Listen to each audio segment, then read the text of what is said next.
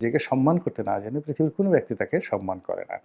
তো ডক্টর সলিমুল্লাহ খান বা অধ্যাপক সলিমুল্লাহ খান তিনি যদি তার নিজের আত্মমর্যাদা, তার সম্মান সম্পর্কে তিনি ওয়াকিবহাল না হন, তাহলে তো হবে না। যেমন ধরুন আ একটা উদাহরণ বলি।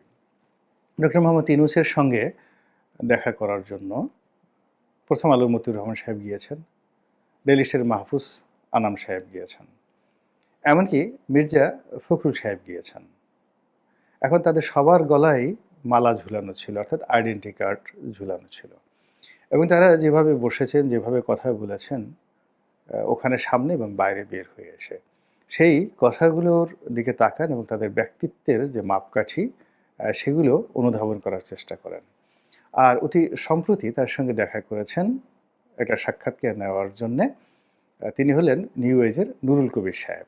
তো নুরুল কবির সাহেব এই যে ৩ জন ব্যক্তি যদি ধরেন, মির্জা ফখরুল সাহেব ধরেন,